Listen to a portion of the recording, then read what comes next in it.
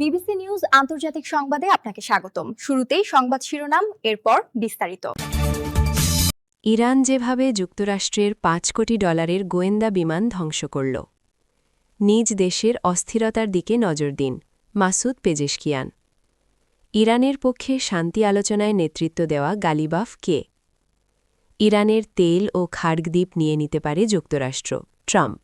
আপনি যদি মুসলিমদের পাশে থাকতে চান তাহলে ভিডিওতে লাইক করে চ্যানেলটি অবশ্যই সাবস্ক্রাইব করে দিবেন এবং কমেন্টে জানিয়ে দিবেন আপনার মূল্যবান মতামত।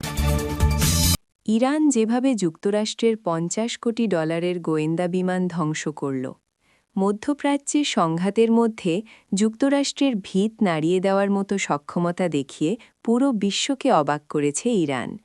দেশটির এক হামলায় সৌদি আরবের প্রিন্স সুলতান বিমানঘাঁটিতে মার্কিন অত্যাধুনিক সামরিক বিমান গুরুতরভাবে ক্ষতিগ্রস্ত হয়েছে। এতে প্রায় $50 কোটি মূল্যের একটি আকাশভিত্তিক যুদ্ধ নিয়ন্ত্রণ বিমান বা সামরিক গোয়েন্দা উড়োজাহাজই ধ্বংস হয়েছে বলে জানা গেছে। ধ্বংস হওয়া বিমানটি হল বোয়িং E-3 সেন্ট্রি, যা যুক্তরাষ্ট্রের অন্যতম গুরুত্বপূর্ণ সামরিক নজরদারি প্ল্যাটফর্ম হিসেবে পরিচিত। এই বিমান আকাশে ভাসমান অবস্থায় শত শত মাইল দূরের যুদ্ধক্ষেত্র পর্যবেক্ষণ, শত্রুপক্ষের বিমান ও ক্ষেপণাস্ত্র শনাক্ত এবং সামরিক অভিযান সমন্বয়ের কাজ করে। আপনি যদি মুসলিমদের পাশে থাকতে চান তাহলে ভিডিওতে লাইক করে চ্যানেলটি অবশ্যই সাবস্ক্রাইব করে দিবেন এবং কমেন্টে জানিয়ে দিবেন আপনার মূল্যবান মতামত। যুক্তরাষ্ট্রের অভ্যন্তরীণ পরিস্থিতির দিকে ইঙ্গিত করে বলেছেন, দেশটির প্রশাসনের উচিত নিজেদের ভেতরের অস্থিরতার দিকে বেশি মনোযোগ দেওয়া।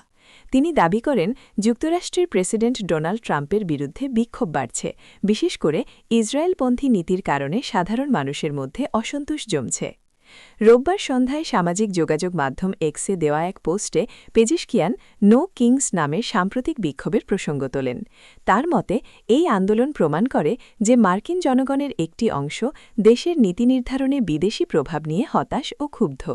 তিনি আরও বলেন, যুক্তরাষ্ট্রের কৃত্রিম বুদ্ধিমত্তা বিশেষজ্ঞদের উচিত ট্রাম্পকে জানানো যে অনেক মার্কিন নাগরিক ইসরায়েলকে অগ্রাধিকার দেওয়ার নীতির বিরোধিতা করছে এবং এ কারণে তারা প্রতিবাদে নেমেছে।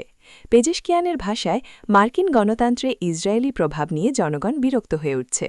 আপনি যদি মুসলিমদের পাশে থাকতে চান তাহলে ভিডিওতে লাইক করে চ্যানেলটি অবশ্যই সাবস্ক্রাইব করে দিবেন এবং কমেন্টে জানিয়ে দিবেন আপনার মূল্যবান মতামত।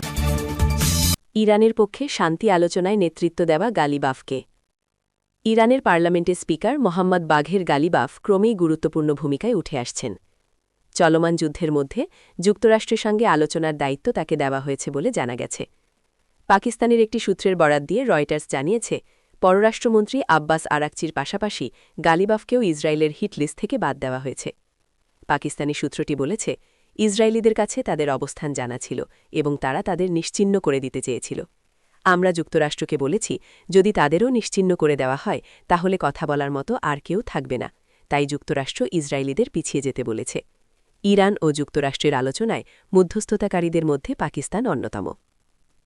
যদিও ৬৪ বছর বয়সী গালিবাফ শত্রুদের সতর্ক করেছেন আমাদের ভূমি রক্ষা সংকল্পকে পরীক্ষা না করার জন্য এবং এক্সপোস্টে অবিরাম হামলার হুমকি দিয়েছেন।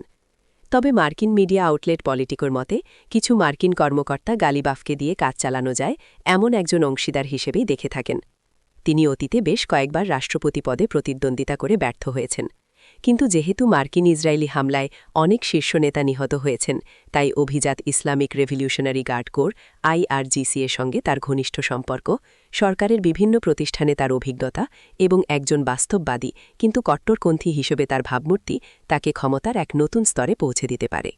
আপনি যদি মুসলিমদের পাশে থাকতে চান তাহলে ভিডিওতে লাইক করে চ্যানেলটি অবশ্যই সাবস্ক্রাইব করে দিবেন এবং কমেন্টে জানিয়ে দিবেন আপনার মূল্যবান মতামত। ইরানের তেল ও খার্গ দ্বীপ নিয়ে নিতে পারে যুক্তরাষ্ট্র, ট্রাম্প।